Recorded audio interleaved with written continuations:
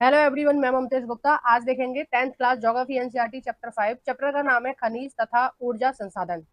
और इस चैप्टर से पहले हमने 1 2 3 4 तक चैप्टर कंप्लीट कर लिए हैं। अगर आपने नहीं देखे हैं तो इसी वीडियो के डिस्क्रिप्शन में मैंने 10th क्लास की एसएसटी वाली थ्योरी वाली प्लेलिस्ट की भी लिंक डाल रखी है और एमसीक्यू वाली प्लेलिस्ट की भी लिंक डाल रखी है। आपको जो देखना है आप देख सकते हैं।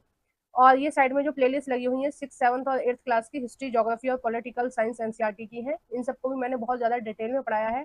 आप मेरे चैनल को ओपन कर प्लेलिस्ट वाले ऑप्शन पर क्लिक कर इन सबको भी देख सकते हैं। और मैंने 9th क्लास की ज्योग्राफी भी कंप्लीट करा दी है। अगर आपको वो भी देखनी है तो उसको भी आप देख सकते हैं। आइए शुरू करते हैं। देखो, इस चैप्टर में हम जानेंगे खनिजों के बारे में और ऊर्जा संसाधनों के बारे में कि खनिज किस तरह से होते हैं, किनको खनिज बोलते हैं, खनिजों का क्या उपयोग है, ठीक है, कैसे उनको निकालते हैं। और ऊर्जा संसाधन के बारे में भी हम देखेंगे कि ऊर्जा संसाधन क्या है, कौन कौन से हमारी ऊर्जा संसाधन है और कौन सा संसाधन हमारी किस काम आता है। ठीक है, तो आइए हम शुरू करते हैं। हम यहाँ से स्टार्ट करते हैं। हम अपनी रोजमर्रा की जिंदगी में धातुओं से बनी विभिन्न वस्तुओं का प्रयोग करते हैं। क्या आप अपने घर में प्रयोग की जाने वाली वस्तुओं से बनी चीजों की सूची बना सकते हैं? ये धातु कहाँ से आती है? ये बोल रहे हैं कि आप डेली यूज में जो भी चीज यूज करते हैं वो सब किससे बनी होती है? खनिज से बनी होती है। क्या आप ऐसी खनिजों की एक लिस्ट बना सकते हैं जिन चीजों का आप प्रयोग कर रहे हैं? तो देखो, आपके आसपास जो भी चीजें हैं वो सारी खनिजों से बनी हुई है। ठीक है, आप जिस पेन से लिख रहे हैं वो प्लास्टिक का बना हुआ है, तो वो भी एक खनिज है ना। और अगर आप जिस बेड पे बैठे हैं या चेयर पे बैठे हैं तो वो भी क्या है?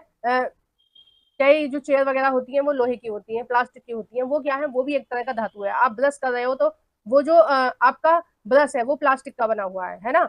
आपके घर में चौखट है, किवाड़ है, जो भी चीज है, किसी भी बर्तन है, वो भी स्टील के बने हुए हैं, यानी कि वो भी किसी ना किसी खनिज के बने हुए हैं, है ना। तो एक एक चीज आपके घर में जो भी है वो सारी की सारी कहीं ना कहीं खनिज से है, बनी हुई है ना। तो हमारी रोजमर्रा की जिंदगी में जो खनिज है वो बहुत ज्यादा भूमिका अदा करते हैं। अब नेक्स्ट हम देखते हैं।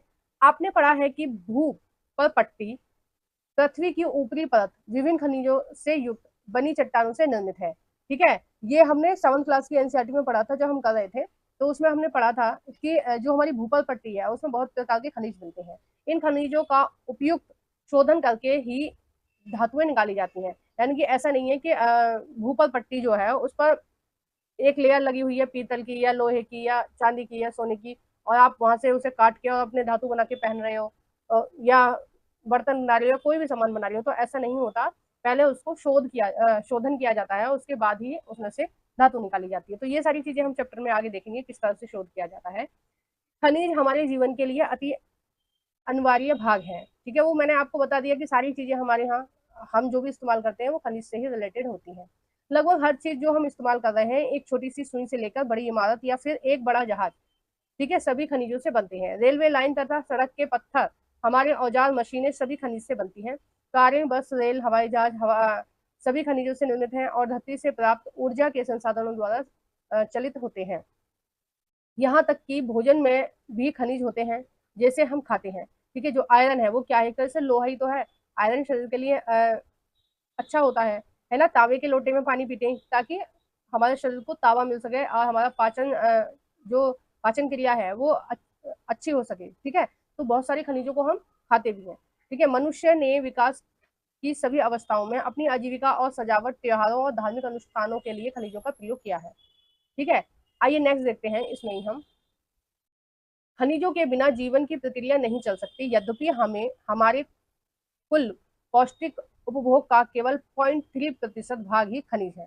यानी कि हम जो भी खाना खाते हैं उसमें 0.3% भाग ही क्या है? खनिज है। यद्यपि ये इतने महत्वपूर्ण और गुणकारी हैं कि इनके बिना हम 99.7% भोज्य पदार्थ का उपयोग करने में असमर्थ होंगे। ठीक है, अब देखो, नमक भी एक प्रकार का खनिज है। बिना नमक के कौन खाना खा सकता है? कोई नहीं खाना खा सकता। ठीक है, अच्छा ही नहीं लगेगा आपको। तो ये भी क्या है? एक प्रकार का खनिज है, क्योंकि ये प्रकृति हमें प्रदान कर रही है, हम बना नहीं रहे हैं। चीनी खनिज नहीं है, कभी आप चीनी को भी खनिज समझे, क्योंकि चीनी को हम खोद के नहीं निकाल रहे हैं। उसकी एक फसल होती है जिसे गन्ना बोलते हैं, गन्ने को उगाया जाता है, फिर उसको उससे चीनी बनाई जाती है या उससे गुड़ बनाया जाता है। लेकिन जो नमक है उसको हम बनाते नहीं है, उसको हम निकालते हैं।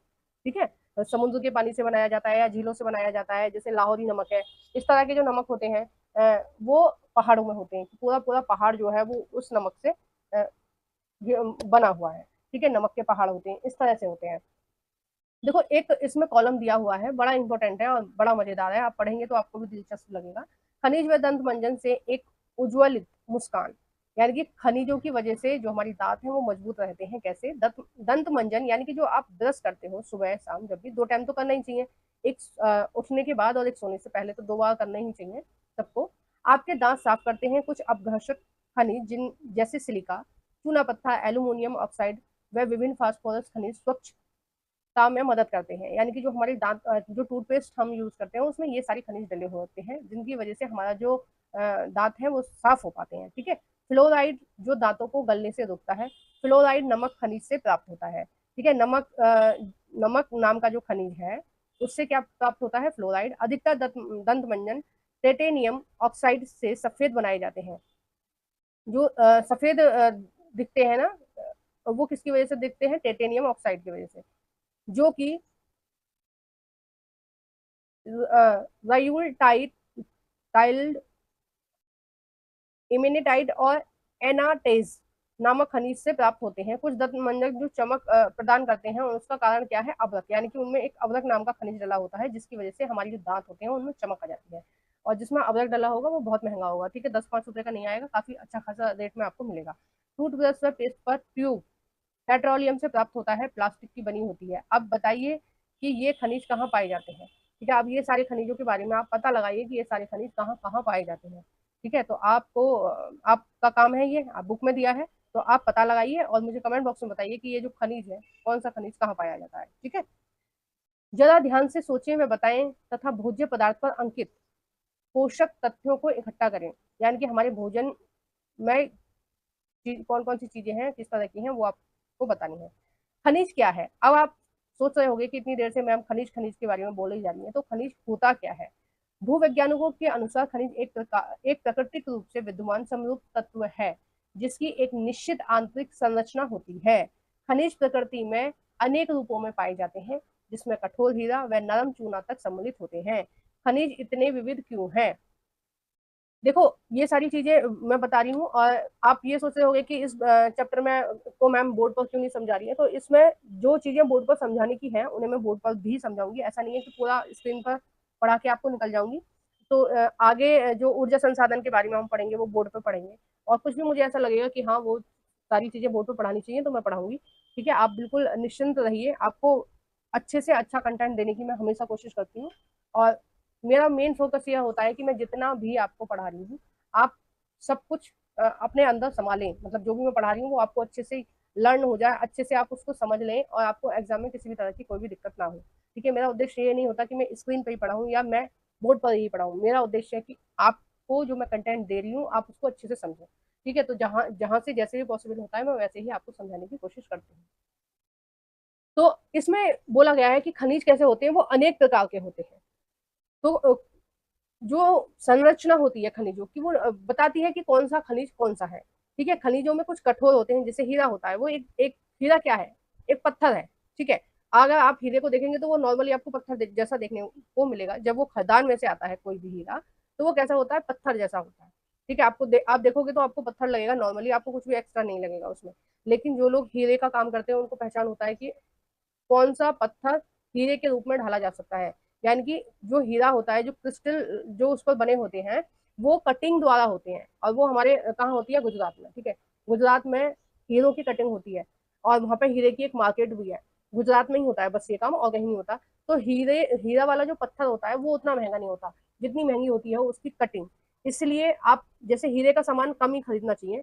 उसकी मेन वजह यह है कि जो कटिंग होती है ना हीरे की, कुछ दिन बाद क्या होता है, 10-20 साल बाद वो जो कटिंग होती है वो घिस जाती है थोड़ी थोड़ी, है ना। अगर आपके पास डायमंड की रिंग होगी तो वो कुछ समय बाद क्या होता है, कटिंग घिस जाती है।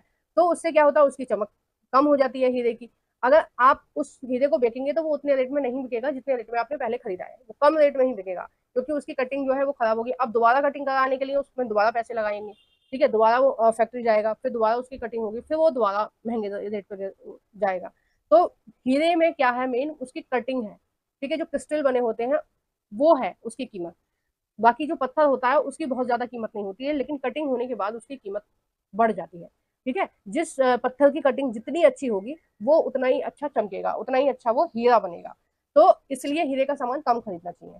ताकि देखो एक आध आपने शौक में खरीद लिया वो एक चीज अलग है, जैसे बहुत लोग होते हैं हीरे की ज्वेलरी खरीद रहे हैं, कुछ भी खरीद रहे हैं, तो जब आप उसको बेचने के लिए जाओगे तो आपको वो रेट कभी नहीं मिलेंगे जिस रेट में आपने खरीदा है, ठीक है, हीरा। जबकि आप सोने को जिस भी रेट में खरीदेंगे वो उससे बढ़े हुए दाम में ही आपका बिकेगा, क्योंकि हर साल सोने के जो रेट है वो बढ़ ही रहे हैं, ठीक है, चांदी के रेट हर साल बढ़ ही रहे हैं, क्योंकि इसमें कटिंग वटिंग जैसा सिस्टम होता नहीं है, इनको पिघला के दोबारा से कोई भी धातु कोई भी उनको रूप दे सकते हैं। तो जब भी मार्केट जाए आप, आपका मन है आभूषण खरीदने का, तो आप सोने या चांदी के खरीदें, हीरे के ना खरीदें, मेरी ये सलाह है आपको, तो बाकी जो आपका मन है वो आप कर सकते हैं। आप चट्टानों के विषय में पहले पढ़ चुके हैं। देखो जितने भी खनिज है वो कहाँ से प्राप्त होते हैं, हमें चट्टानों से प्राप्त होते हैं। चट्टानों के विषय में हमने पढ़ा था, कब पढ़ा था, हमने पढ़ा था 7th क्लास की एनसीईआरटी में, कि चट्टानों के प्रकार पढ़े थे, आग्नेय चट्टाने, अपसादी चट्टाने, कार्यांतित चट्टाने, तो इन सारी चट्टानों के बारे में हमने पहले पढ़ा है। तो इन सारी चट्टानों में ही क्या मिलते हैं, खनिज मिलते हैं, ठीक है। चट्टाने खनिजों के समरूप तत्वों के यौगिक है। कुछ चट्टाने जैसे चूना पत्थर केवल एक ही खनिज से बनी होती है, लेकिन अधिकतर चट्टाने विभिन्न अनुपातों के खनिजों का योग है। यद्यपि 2000 से अधिक खनिजों की पहचान की जा चुकी है, यानी कि जो पृथ्वी में खनिज मिलते हैं, ठीक है, जो भूमि में जमीन में जो खनिज मिलते हैं वो लगभग 2000 खनिजों की पहचान की जा चुकी है, लेकिन अधिकतर चट्टाने कुछ ही खनिजों की बहुयात्ता है। तो ये मतलब बहुत कम खनिज ऐसे हैं जिनको हम प्रयोग में लाते हैं या उनको हम निकालते हैं, ठीक है। नेक्स्ट है आपका, एक खनिज विशेष से जो निश्चित तत्व का योग है, उन तत्वों का निर्माण उस समय के भौतिक व रासायनिक परिस्थितियों का परिणाम है। यानी कि कोई भी खनिज जो बन रहा है वो किसका परिणाम है, भौतिक और रासायनिक, ठीक है। अब इसके बारे में हम आगे पढ़ेंगे कि भौतिक और रासायनिक कैसे है। इसके फलस्वरूप ही खनिजों में विभिन्न रंग, कठोरता, चमक, घनत्व और अधिक क्रिस्टल पाए जाते हैं। भूवैज्ञानिक इन्हीं विशेषताओं के आधार पर खनिजों का वर्गीकरण करते हैं। अब देखो लोहा कैसा होता है, कठोर होता है, ठीक है। हीरा कैसा होता है, चमकदार होता है। सोना चमकदार होता है, चांदी चमकदार होता है। कुछ ऐसे खनिज होते हैं जिनका घनत्व ज्यादा होता है, कुछ ऐसे होते हैं जिसमें क्रिस्टल ज्यादा होते हैं, है ना।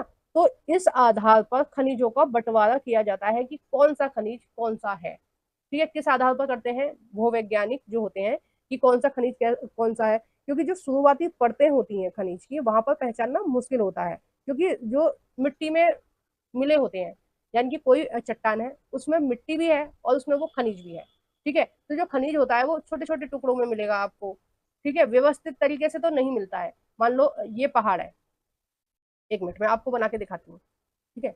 मान लो ये आपका क्या है, पहाड़ है, एक मिनट, ये क्या है आपका, ये पहाड़ है, ठीक है। अब इसमें क्या है, बीच बीच में इस तरह से खनिज मिल रहा है ना, बीच बीच में खनिज है, और इसमें बाकी जगह क्या है, मिट्टी भी भरी पड़ी है और खनिज भी है। अब इसमें से क्या करेंगे, इस पूरे पहाड़ को खोदेंगे और उसमें से मिट्टी को अलग करेंगे और खनिज को अलग करेंगे, ठीक है। और तो कौन सा खनिज कौन सा है उसको किस आधार पर पहचानते हैं वैज्ञानिक, वो पहचानते हैं उसके रंग के आधार पर, उनको पहचान होती है कि इस रंग का है तो ये वाला खनिज होगा, उसकी कठोरता के आधार पर, उसकी चमक के आधार पर, उसके घनत्व के आधार पर, उसके क्रिस्टल के आधार पर, इन सब आधार पर क्या करते हैं भूवैज्ञानिक जानने की कोशिश करते हैं कि कौन सा खनिज कौन सा है, ठीक है। हम आगे देखते हैं, पहले इसको साफ कर लेते हैं। देखो नेक्स्ट है भौगोलिक विद, एक मिनट, हाँ चलो पहले ये वाला हम देख लेते हैं। भौगोलिक विद व भूवैज्ञानिकों वैज्ञानिकों द्वारा खनिजों का अध्ययन। तो अध्ययन हम पहले देखते हैं कि किस तरह से होता है। भौगोलिक विद स्थल आकृति की बेहतर जानकारी हेतु खनिजों का अध्ययन भूपृष्ठ के एक अंश के रूप में करते हैं। भूगोल वेत्ता भूगोलवेत्ता खनिज संसाधनों के वितरण व खनिजों से संबंधित आर्थिक क्रियाओं में ज्यादा रुचि रखते हैं, परंतु एक भूवैज्ञानिक खनिज की निर्माण प्रक्रिया, उसकी आयु व खनिज के भौतिक रासायनिक संगठनों के संबंध विषय की जानकारी रखते हैं।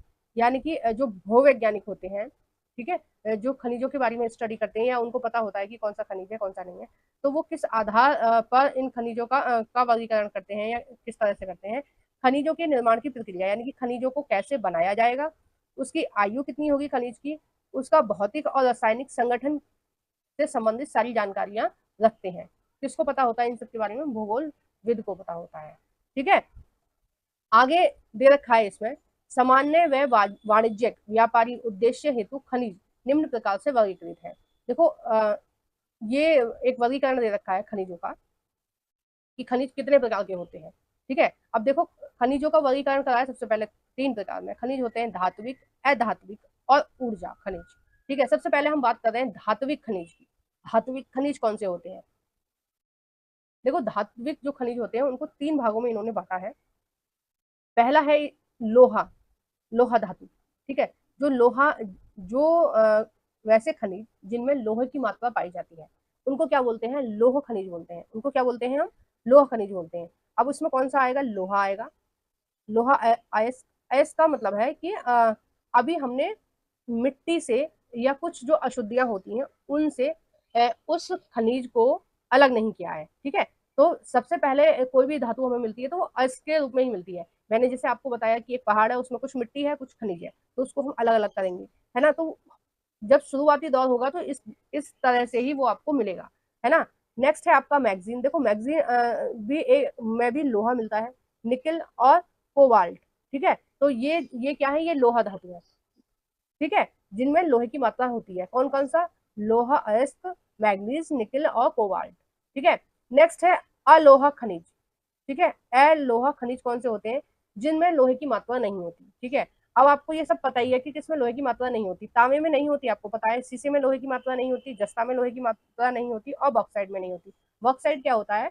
बॉक्साइट से एल्यूमिनियम बनता है। ठीक है, तो बॉक्साइट क्या है? एल्यूमिनियम, एल्यूमिनियम बनता है बॉक्साइट से। तो एल्युमिनियम में लोहे की मात्रा नहीं होती। अब लोहे की मात्रा कैसे पहचानोगे? तो आप चुम्बक लेकर भी पहचान सकते हो। ठीक है, अगर आपके पास ये सारी एक आध खनिज हो तो आप उस पर चुम्बक चिपका के देखना कि ये लोहा है या नहीं है इसमें। देखो, जो तार होते हैं, जो अच्छे जो तार माने जाते हैं वो तांबे के तार होते हैं। तार का मतलब है जो लाइट की जो केबल वगैरह होती है वो ज्यादातर तांबे या चांदी के होते हैं। चांदी के सबसे अच्छे माने जाते हैं तार, और जो जिनमें लाइट आती है। ठीक है, वो और लोहे के जो होते हैं वो सबसे बेकार कोटि के होते हैं, क्योंकि उनमें करंट जल्दी आ जाता है। ठीक है, लोहे वाले में। और मतलब ये अच्छे नहीं माने जाते हैं लोहे वाले। तांबे के सबसे अच्छे माने जाते हैं और चांदी के तार सबसे अच्छे माने जाते हैं। ठीक है, अब देखो आ जाते हैं हम अधात्विक पर। अधात्विक खनिज कौन से होते हैं? जिनमें धातु नहीं होती। अधात्विक यानी कि जिनमें धातु नहीं होती। कौन कौन से होते हैं? अभ्रक, ये एक प्रकार का धातु नहीं है। ठीक है, ये जो अभ्रक है, देखो ये मशीनों में प्रयोग होता है। और अभ्रक सबसे ज्यादा जो अभ्रक है वो हमारे भारत में पाया जाता है। ठीक है, आंध्र प्रदेश में है इसकी खाने अभ्रक की। और ये एक तरह का अधात्विक है, यानी कि ये किसी भी तरह का धातु नहीं है। नमक है आपका, आपका पोटाश है, आपका सिल्वर है, सॉरी सल्फर है, और चूनाश्म है। ठीक है, चूना पत्थर, संगमरमर, बलुआ पत्थर, ये सब क्या है? अधात्विक है। ये क्या है? किसी भी तरह का कोई धातु नहीं है। अब देखो हम देखेंगे ऊर्जा खनिज। और ऊर्जा खनिज जो हम पढ़ेंगे इस चैप्टर में सबसे लास्ट में दे रखा है। ऊर्जा हमें किससे मिलती है? कोयला, पेट्रोलियम और प्राकृतिक गैस। ठीक है, ये क्या है? हमारी ऊर्जा खनिज है। अब ऊर्जा खनिज का प्रयोग हम किसके लिए करते हैं? ऊर्जा खनिज का प्रयोग हम मशीनों को चलाने के लिए करते हैं। हमारी बाइक चलनी है या हमारी कार चलनी है, ये किससे चलती है? ये इनसे ही चलती है। कोयला बहुत ज्यादा यूज किया जाता है किसी भी चीज के उत्पादन में। ठीक है, जो बड़ी बड़ी फैक्ट्री होती है वहां पर कोयले का प्रयोग किया जाता है ना। कई जगह पेट्रोलियम का भी प्रयोग किया जाता है। तो इन सब का प्रयोग, ये जो ऊर्जा संसाधन है, ऊर्जा का मतलब वो ऊर्जा दे रही है। ठीक है, किसी भी चीज को बनाने के लिए, किसी भी चीज को चलाने के लिए। ठीक है, इसलिए इनका नाम क्या है? ऊर्जा संसाधन। अब देखो हम नेक्स्ट इसके बारे में देखेंगे। सामान्य व वाणिज्यिक व्यापारिक उद्देश्य हेतु खनिज निम्न प्रकार से वर्गीकृत है। अब देखो किस हिसाब से वर्गीकृत है वो हम देखेंगे।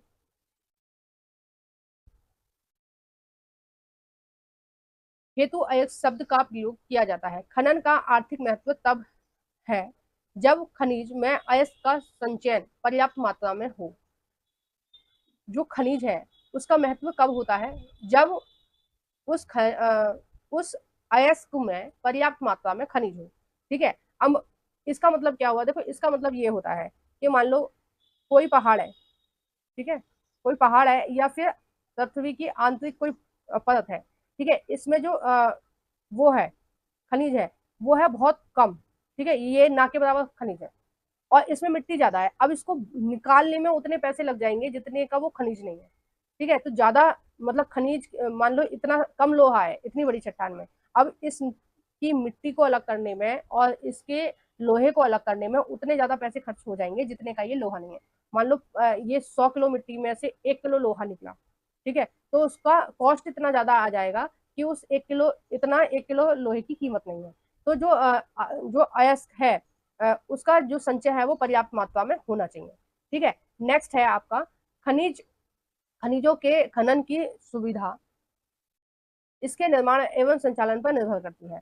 यानी कि कौन सा खनिज में क्या सुविधाएं हैं, ये इसके निर्माण यानी कि किस तरह से बन रहा है और इसकी संरचना पर निर्भर करती है। वही कि अगर हम किसी भी खनिज को निकालेंगे अयस्क से, ठीक है, यानी कि उसमें जो अशुद्धियां उसको अलग करेंगे और उस खनिज को अलग करेंगे, तो निर्भर करता है कि वो उसकी कॉस्ट कितनी निकल कर आ रही है। मान लो मार्केट में वो 50 रुपए का कोई खनिज 1 किलो मिल रहा है, ठीक है, और उसको निकालने में 100 रुपए लग रहे हैं, तो फिर वो क्या है, बेकार है, फिर उस खनिज को छोड़ देना चाहिए, उसको हमें नहीं निकालना चाहिए।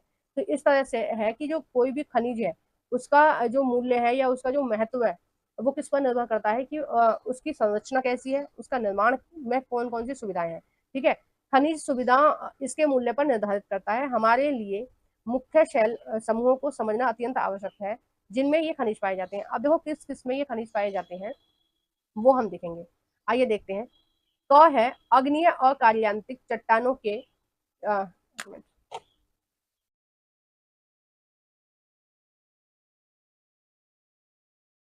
अग्नीय तथा कार्यांतिक चट्टानों में खनिज दरारों, जोड़ों, भ्रंशों और विद्रोह में मिलते हैं। देखो अगर आप भूल गए होंगे क्योंकि काफी दिन हो गए, अगर आपने अभी हाल फिलहाल में एनसीईआरटी नहीं है पढ़ी है 7th क्लास की, तो आपको याद भी नहीं होगा। तो अभी हम पहले इसको अच्छे से एक बार समझेंगे कि अग्नि चट्टान क्या होती है, किस तरह से चीजें होती है। एक मिनट, अभी मैं चित्र बनाती हूँ आपको, अभी मैं बता देती हूँ अच्छे से। फिर देखते हैं कहीं खाली जगह है क्या। खाली जगह नहीं है, चलो इसको ही समझना पड़ेगा। ऊपर देखते हैं, ऊपर होगी ना। हाँ देखो इधर है खाली जगह, तो हम इधर देख लेते हैं। नहीं, चलो यही देखते हैं।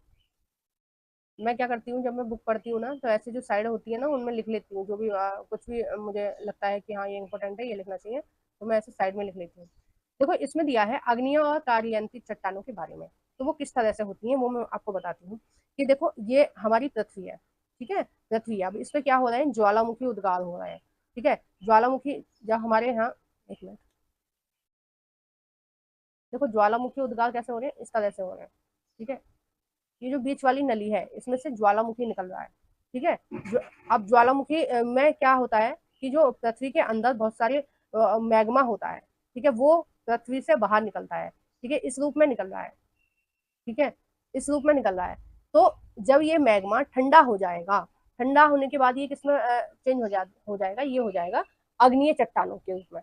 किस रूप में चेंज हो जाएगा, अग्नि चट्टानों के रूप में। ठीक है। और हमारा जो दक्षिण भारत है वो किससे बना है, अग्नि चट्टानों से बना है। ठीक है, दक्कन का पठार है, पठार बोलते हैं ना, और पठार किससे बनते हैं, ज्वालामुखी उद्गारों से ही बनते हैं। ठीक है। तो ये ज्वालामुखी ये क्या है, ज्वालामुखी है, और ये क्या है, अग्नि सेल है। ये ठंडा होने के बाद क्या बन जाएंगी, अग्नि सेल के रूप में हो जाएंगी। अब हजारों सालों के बाद ताप और दाब के कारण ये किसमें चेंज हो जाती है, कार्यांतित सेलों में चेंज हो जाती है। जैसे शुरू शुरू में जो चूना पत्थर होता है, जब वो काफी सालों तक ताप और दाब के कारण वो क्या बन जाता है, वो आपका सफेद वाला जो संगमरमर होता है ना, संगमरमर का जो पत्थर होता है वो बन जाता है ताप और दाब के कारण। तो बहुत सारे खनिज हैं ऐसे जो हजारों सालों के बाद ताप और दाब के कारण चेंज हो जाते हैं, मतलब दूसरे खनिज में चेंज हो जाते हैं, है ना। तो इन जब चेंज हो जाते हैं तो उनको क्या बोलते हैं, कार्यांतिक चट्टाने। जो शुरुआत में होती है वो क्या होती है, अग्निय चट्टाने। ठीक है। और हमारा जो छोटा नागपुर का जो पठार है वो ऐसे कभी ज्वालामुखी उद्गार हुआ होगा, वो सबसे पूरे भारत में जितने भी खनिज मिलते हैं, झारखंड में सबसे ज्यादा खनिज मिलते हैं, कहाँ मिलते हैं, छोटा नागपुर के पठार में। क्यों मिलते हैं कि कभी ज्वालामुखी उद्गार हुआ होगा, अग्निय चट्टान बनी होंगी। ठीक है, ज्वालामुखी उद्गार होते रहे होंगे, ये सालों की प्रक्रिया होती है, एक दिन की प्रक्रिया नहीं होती है ये। सालों तक वो लावा निकलता रहेगा, निकलता रहेगा। फिर उसको बहुत सारे साल ठंडे होने में लगेंगे, फिर वो बहुत सारे सालों में क्या बनेगा, अग्निय चट्टान बनेगा। फिर उसमें धीरे धीरे वो ताप के कारण या अपनी रासायनिक क्रियाओं के कारण, किसी भौतिक क्रिया के कारण क्या होगा, वो जो पड़ते हैं वो टूट जाएंगी, इस तरह से अलग अलग हो जाएंगी, चटक जाएंगी। ठीक है, जो पृथ्वी में वो चटकन सी दिखाई देगी। फिर उसके बाद वो किसमें चेंज हो जाएंगे, जब ऐसे टूट जाएंगे तो वो हो जाएंगे अपसादी चट्टानों में परिवर्तित हो जाएंगे। फिर ताप और दाब के कारण फिर वो चेंज किसमें हो जाएंगे, फिर वो चेंज हो जाएंगे कार्यांतिक चट्टानों में। तो ये एक चक्र होता है। ये 7th क्लास में बहुत विस्तार से दिया हुआ है और मैंने पढ़ाया भी है, नहीं देखा है तो आप देख लेना। ज्वालामुखी वाला चैप्टर है शायद, हमारी बदलती पृथ्वी चैप्टर का नाम है, और थर्ड चैप्टर है या 3rd या 4th चैप्टर है, आप उसको जाकर देख सकते हैं। तो इसमें बोला गया है कि अग्नीय और कार्यांतिक चट्टानों में खनिज दरारों, जोड़ों और भ्रंशों तथा विद्रोह में मिलते हैं। तो ये जो चट्टाने हैं ये एक पूरी की पूरी परत बन जाएगी। तो मान लो ये किस तरह से बन गई, एक मिनट इसका अलग मैं बताती हूँ। मान लो ये, अब देखो ऐसे तो हमें गोल गोल तो नहीं दिखाई देगा, हमें पृथ्वी पर कैसे दिखाई देगा, इस तरह से, ठीक है, लावा वगैरह बह गया इस तरह से दिखाई देगा। तो इसमें क्या होता है, कुछ दरारें ऐसे पड़ जाती हैं, ठीक है, कुछ भ्रंश हो जाते हैं, यानी कि ये टूट के अलग हो जाते हैं। अब ये जो भ्रंश होते हैं, ये जो दरारें होती हैं, इनमें क्या होता है, इनमें ही खनिज होता है। क्या होता है, इनमें खनिज होता है, ठीक है, इनमें क्या निकलेगा, खनिज निकलेगा। मान लो ये इस तरह से है कोई जमीन, ठीक है, मान लो इस पर इस तरह से कोई लावा था, लावा बह रहा था, ठीक है। अब यहाँ पर इसमें कुछ कट लग जाएंगे बहुत साल बाद, उन कटों के अंदर हमें खनिज मिलेंगे इस तरह से, कुछ कट होंगे, कुछ विद्रा होंगी, कुछ भ्रंश होंगे, भ्रंश यानी टूट जाएंगे। तो उन दरारों में, उन भ्रंशों में क्या होता है, बहुत सारे खनिजों का जमावड़ा मिलता है, यानी कि जमे हुए वो हमें मिलते हैं, ठीक है। अब हम नेक्स्ट देखते हैं। आइए नेक्स्ट देखते हैं। छोटे जमाव शराओं के रूप में और बृहद जमाव परतों के रूप में मिलते हैं। छोटे जमाव किसके रूप में मिलते हैं, शराओं के रूप में मिलते हैं। छोटे और जो बड़े जमाव होते हैं वो कैसे मिलते हैं, परतों के रूप में, ठीक है। कैसे मिलेंगे, जैसे ये पृथ्वी है, मान लो ये भूमि है, और इसमें बहुत सारी परतें होती हैं, और इसमें, एक मिनट, इसमें जो कुछ परतें होंगी वो किसकी होंगी, वो होंगी आपकी खनिज की, ठीक है, पूरी की पूरी परत। मान लो ये सारी मिट्टी है, ठीक है, ये जो जितनी भी परतें हैं वो मिट्टी की है। अब उसमें एक जो परत है जो मैं अब बना रही हूँ, ये वाली जो परत है ये खनिज की है, ठीक है। ये आपके लोहे की भी खनिज की हो सकती है, या आपके किसी भी खनिज की हो सकती है। ये कैसी खनिज, ये कैसी परत है, ये खनिज की परत है, या फिर ये कोयले की परत भी हो सकती है।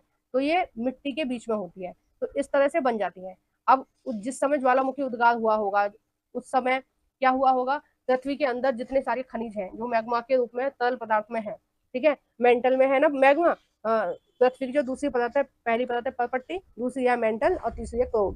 तो जो मेंटल है वो पिघली हुई अवस्था में है, उसमें बहुत सारे खनिज हैं। तो जब ज्वालामुखी उद्गार होते हैं तो वो सारे खनिज बाहर आ जाते हैं, ठीक है। इनका निर्माण भी अधिकतर उस समय होता है जब ये धरातल और गैसीय अवस्था में दरारों के सहारे भूपृष्ठ की ओर धकेले जाते हैं, ठीक है, यानी कि जब ये ऊपर की तरफ आने लगते हैं खनिज, यानी कि जो मैग्मा है वो ऊपर की ओर आने लगता है, तब ये खनिजों के रूप में या गैसों के रूप में इसका निर्माण होने लगता है। ऊपर आते हुए ये ठंडा होकर जम जाता है। मुख्य धात्विक खनिज जैसे जस्ता, तांबा, जिंक और सीसा आदि इसी सिराओं और जमावों के रूप में प्राप्त होता है, ठीक है। पता चल गया ना, जब ज्वालामुखी उद्गार होते हैं तो कुछ जो खनिज होते हैं वो परतों के रूप में मिलेंगे, और कुछ आपको कैसे मिलेंगे, वो होल के रूप में मिलेंगे, ठीक है, दरारों के रूप में मिलेंगे, ठीक है। इस तरह से कोई दरार हो गई, गैस निकलने के लिए कोई जगह ना बची तो वो अपने हिसाब से बना लेते हैं, या इधर से कोई मैग्मा निकलने लगा, इधर की दरारों में कोई खनिज मिल रहा है, तो इस तरह से खनिज मिलते हैं।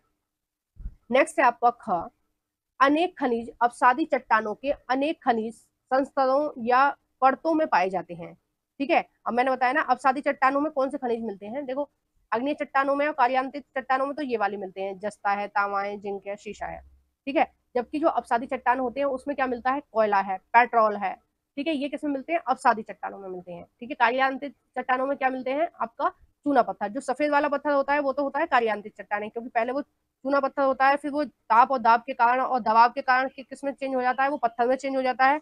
और जो ग्रेनाइट होता है, ठीक है, जो ब्लैक कलर का या ग्रीन कलर का बहुत हार्ड सा पत्थर होता है ना, चमकदार सा, उसको बोलते हैं ग्रेनाइट, और वो किसका उदाहरण है, वो अग्नि चट्टानों का उदाहरण है, ठीक है। इसका निर्माण 36 परतों और निक्षेपों, संचय व जमाव का परिणाम होता है। कोयला कुछ अन्य प्रकार के लोहे अयस्क का निर्माण लंबी अवधि तक अत्यधिक अत्यधिक ऊष्मा व ताप का परिणाम है, ठीक है। अपसादी चट्टानों में दूसरी श्रेणी के खनिजों में जिप्सम, पोटास, नमक व सोडियम सम्मिलित है, यानी कि कोयला है, पेट्रोलियम है, और क्या है, जिप्सम है, पोटास है, नमक है, सोडियम है, ये सब किस में मिलते हैं, ये सब आपको मिलेंगे अपसादी चट्टानों में, ठीक है। इनका निर्माण विशेषकर शुष्क प्रदेशों में वाष्पीकृत के फलस्वरूप होता है ना। आइए नेक्स्ट देखते हैं। ग है आपका, देखो आपके पास अगर 7th क्लास की एनसीईआरटी हो तो प्लीज आप उसमें जरूर देखना, ठीक है। और नहीं तो मैं आपको यहाँ पर एक चित्र मुझे मिल गया, मुझे याद रहा तो मैं आपको यहाँ पर एक लगा के दे दूंगी छोटा सा चित्र, और तो आप उसमें देख सकते हैं किस तरह से है चीजें। ठीक है, तो ये कौन कौन सी चट्टाने होती हैं, किस तरह की होती है, मैं आपको यहाँ पर थोड़ा सा लगा के दे दूंगी, आप देख लेना। ग है खनिज के निर्माण की एक अन्य विधि धरातलीय चट्टान का अपघटन है। चट्टानों के घुलनशील तत्वों के अपरदन के पश्चात अयस्क वाली अवशिष्ट चट्टानें रह जाती हैं। बॉक्साइड निर्माण इसी प्रकार से होता है।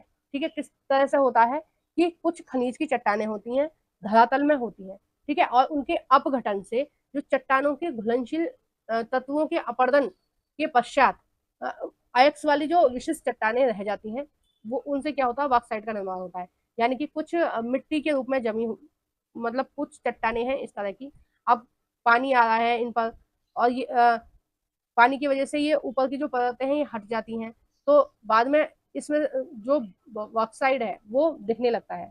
ठीक है, तो इस तरह से ये बॉक्साइड का निर्माण होता है। ठीक है, अपघटन यानी कि टूटने की वजह से, अपरदन माने टूट के अलग हो जाना, अपघटन माने टूट जाना चट्टानों। ठीक है, तो इस तरह की जो चीजें होती हैं उसमें क्या मिलता है, बॉक्साइड मिलता है। ग है पहाड़ियों के आधार तथा घाटी तल की रेत में जड़ों जमाव के रूप में भी कुछ खनिज पाए जाते हैं। जड़ों जमाव कहाँ है, देखो जो हमारा उत्तर भारत है, अब उत्तर भारत तो आप समझ गए होंगे, मैं इतने दिन से पढ़ा रही हूँ आपको, जहाँ हमारी गंगा यमुना नदी बह रही है, ठीक है, गंगा यमुना और उनकी सहायक नदियां बह रही हैं, ये क्या है, ये हमारा जड़ों जमाव है, यानी कि जड़ों मिट्टी से बना हुआ है। अब यहाँ पर बहुत कुछ खनिज पाए जाते हैं। ठीक है, ये निक्षेप प्लेसर निक्षेप के रूप के नाम से जाने जाते हैं। इसमें प्राय ऐसे खनिज होते हैं जो जल द्वारा घर्षित नहीं होते हैं। ठीक है, इन खनिजों में सोना, चांदी, टीन व प्लेटिनियम प्रमुख है। यानी कि जो जड़ोद जमाव है, यानी कि जो आपका उत्तर भारत में कुछ इस तरह के जमाव पाए जाते हैं, जो सोना है, चांदी है, और ये ऐसे क्यों है, क्योंकि ये क्या है, पानी में घुलनशील नहीं है ना, पानी के घर्षण से ये क्या है, खत्म नहीं हो रहे हैं, है ना, ये घिस नहीं रहे हैं, तो ये पाई जाती हैं। देखो आपने स्वर्ण रेखा नदी के बारे में सुना होगा, जो झारखंड में है, उस नदी में वाकई में पहले क्या होता था, सोना मिलता था नदी में, क्योंकि वो जिन चट्टानों से होकर निकल रही है नदी, वहां पर कुछ मात्रा में क्या मिलता था, सोना होता था।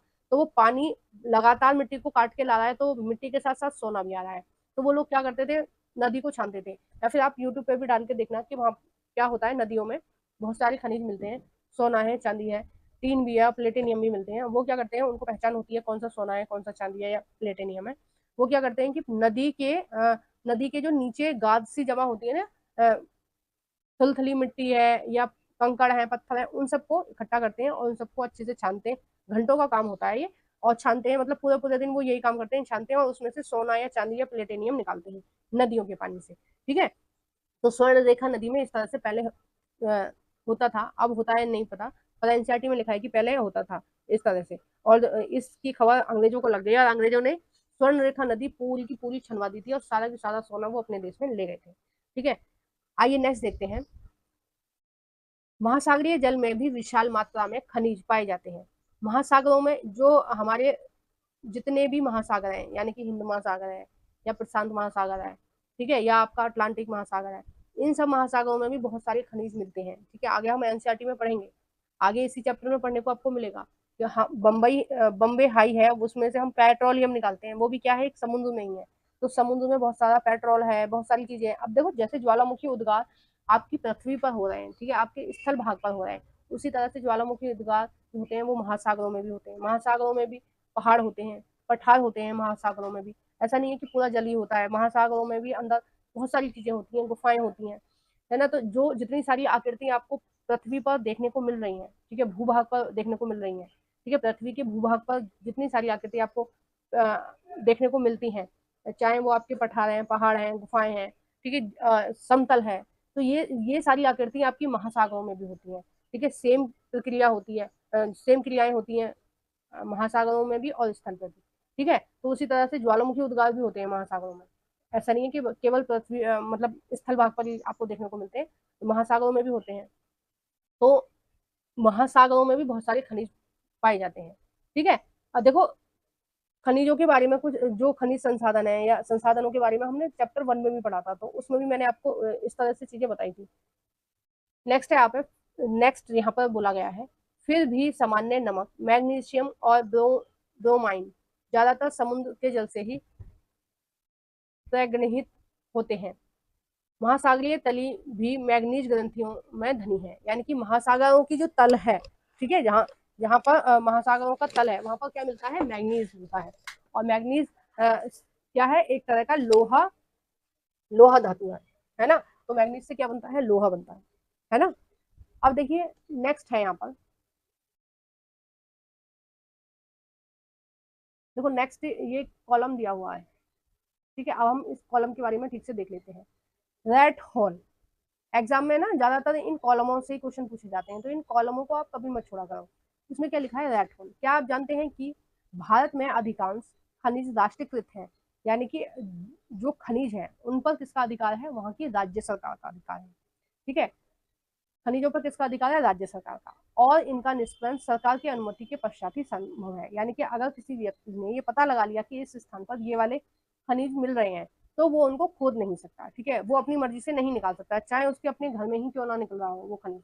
किसी के घर में अगर पेट्रोलियम निकल आए, किसी के हैंडपंप से पेट्रोलियम निकल आए, ठीक है, या मिट्टी का तेल निकल आए, तो वो उसका यूज नहीं कर सकता, वो उसको नहीं निकाल सकता, क्योंकि इस सब पर किसका अधिकार है, सरकार का अधिकार है, वहां की राज्य सरकार का अधिकार है, वहां की राज्य सरकार निकालेगी, ठीक है। किंतु उत्तर पूर्व भारत में अधिकांश जनजातियां, उत्तर पूर्व भारत यानी कि असम, मेघालय, मिजोरम, ठीक है, ये जो उत्तर के जो पूर्व के जो राज्य हैं उनके बारे में बोला गया है। भारत के अधिकांश जनजातीय क्षेत्र खनिजों का स्वामित्व है व्यक्तिगत और समुदायों को प्राप्त है। या जब हमारा देश आजाद हुआ था, ठीक है, तो ये जो नियम है वो अपने सहूलियत के हिसाब से बन रहे थे कि जंगलों पर सरकार का अधिकार है, खनिजों पर सरकार का अधिकार है। तो जो कुछ जनजाति लोग थे, ठीक है, जनजाति लोग कैसे होते हैं, जो हमेशा जंगल में रहते हैं, जंगल से बाहर कभी जाते आते नहीं है, ठीक है, जंगलों से ही अपना खोद कर या वहां से फल लेकर या लकड़ियों से कैसे भी मतलब अपना गुजारा करते हैं, उनको बेच के, ठीक है, मार्केट में उनको बेचते हैं और उनसे जो पैसे मिलते हैं वो उनसे ही अपना गुजारा करते हैं। तो कुछ जनजाति लोगों ने जिस तरह से जंगल का अधिनियम बना था ना, कि जंगलों में उनको छूट मिली थी कि भाई इतने एरिया तक तुम जंगलों से फल फूल या कुछ भी ले सकते हो, ये तुम्हें इसकी छूट है। उसी तरह से कुछ खनिजों में भी, कुछ राज्यों में खनिजों की छूट भी जनजातियों को दी गई है कि भाई तुम इन जंगलों से खनिज ले सकते हो, क्योंकि वो पूरी तरह से जंगलों पर ही निर्भर है ना, पहाड़ों पर जंगलों पर ही निर्भर है जनजाति के लोग। तो कुछ जनजाति के लोगों को, और जो मेनली कहाँ है, उत्तर पूर्व में, यानी कि असम, मेघालय, मिजोरम, इनमें तो उनको कुछ छूट दी गई है, ठीक है। अब देखते हैं नेक्स्ट इसमें, मेघालय में कोयला, लोहा, अयस्क, चूना पत्थर और डोलोमाइट के विशाल निक्षेप हैं। जोवाई, ठीक है, जोवाई व चेरापूंजी में कोयले का खनन परिवार के सदस्य द्वारा एक लंबी संकीर्ण सुरंग के रूप में होता है। अब देखो इसमें क्या बोला गया है, रैट होल, यानी कि चूहे का बिल, ठीक है, रैट माने चूहा होता है, होल माने बिल। तो चूहे के बिल की तरह यहाँ पर क्या होता है कि एक जनजाति के लोग हैं, वहां पर ये जो मिलते हैं, कोयला है, लोहा है, चूना पत्थर है, डोलोमाइट है, देखो उनके पास कोई मशीन वगैरह नहीं है, उनके पास कुछ यंत्र वगैरह नहीं है, वो जनजाति के लोग हैं। वो क्या करते हैं कि पृथ्वी में एक होल कर लेते हैं इस तरह, ठीक है, ये मेघालय में प्रचलित है प्रथा, इस तरह से एक होल कर लेते हैं, ठीक है। और इस होल में किसी बच्चे को, वो बच्चे को या किसी पतले से आदमी को इसमें अंदर घुसाएंगे और अंदर से लोहा है या आ, ये चूना पत्थर है या डोलोमाइट को निकाल लेते हैं। लेकिन इस पर सरकार ने रोक लगा दी है, बाद में इसमें रोक लगाई गई। क्यों लगाई गई, क्योंकि ये सुरंग टाइप की ये खोद रहे हैं, इसमें कोई सिक्योरिटी नहीं होती, जो लोग होते हैं वो मर जाते हैं, ठीक है, विषैली गैसों की वजह से, क्योंकि जो जब कोयला निकाला जाता है तो वहां पर बहुत ज्यादा गैसें होती हैं, विषैली गैसें होती हैं, जिनसे आदमी की मृत्यु भी हो सकती है। तो कोई यहाँ पर उनके लिए कोई भी सुविधा होती नहीं है, क्योंकि वो क्या करते हैं, कहीं भी जहां भी उनको पता चलता है कि यहाँ पर कोई भी खनिज निकल रहा है, वो वहां पर इस तरह से गड्ढा कर लेते हैं, ठीक है। इस तरह से एक सुरंग सी बना ली, चूहे का सा एक बिल बना लिया छोटा सा, और उसमें घुस के वो क्या करते हैं, अंदर से खनिजों को निकाल लेते हैं। और ज्यादातर जो काम करते हैं इन खदानों इनमें बिलों में घुस के जो खनिज निकालते हैं वो बच्चे निकालते हैं, क्योंकि बच्चे जो होते हैं वो पतले होते हैं, उनके लिए कम गड्ढा खोदने की जरूरत होती है। तो कम छोटा सा गड्ढा खोदा और उसमें बच्चे को घुसा देते हैं और बच्चों से ये काम करवाते हैं, जो कि एक बहुत ज्यादा हानिकारक है उनके शारीरिक और मानसिक विकास के लिए, बहुत ही ज्यादा हानिकारक है। और ज्यादातर क्या होता है, बच्चों की इसमें मृत्यु भी हो जाती है, जो विषैली गैस होती है उसके लिए। अब देखो इसके लिए कहीं ना कहीं सरकार जिम्मेदार है। क्यों है, कि जब पता है कि इतनी गलत चीजें चल रही हैं, वो लोग क्यों कर रहे हैं? वो लोग कर रहे हैं अपने पेट पालने के लिए।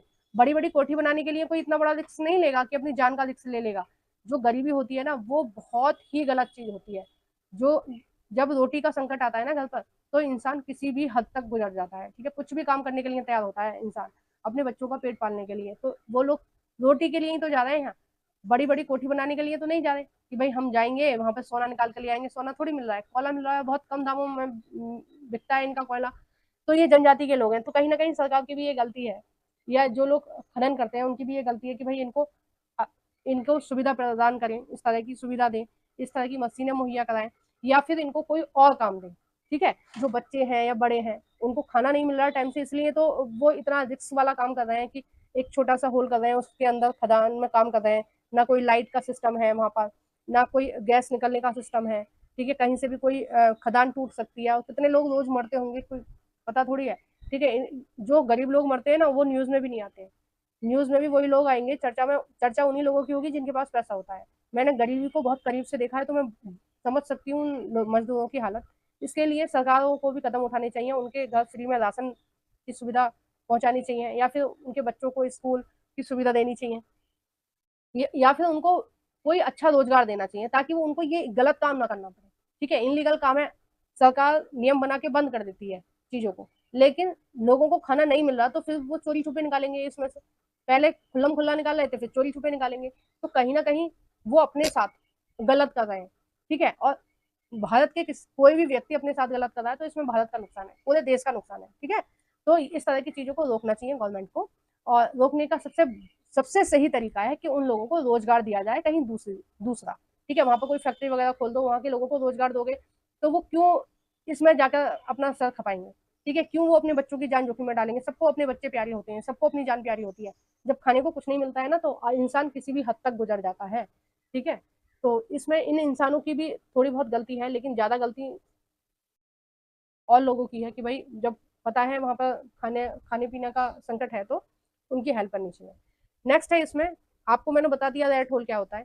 नेशनल ग्रीन ट्रिब्यूनल ने इन क्रियाकलापों को अवैध घोषित किया है। यानी कि ये क्या है, ये एक तरह की संस्था है, और इसने मना किया है कि इस तरह का अवैध आप खनन नहीं कर सकते हो, क्योंकि इसमें बच्चों की बड़ों की जान माल का खतरा है।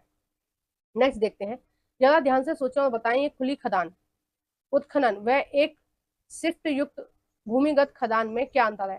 देखो, एक खदान है जो सिस्टमेटिक तरीके से हो रही है, उसमें हर चीज का ध्यान रखा जाएगा, है ना। जो मजदूर काम कर रहे हैं उसमें मशीनें लगी हुई हैं, सारी सुविधाएं होती हैं।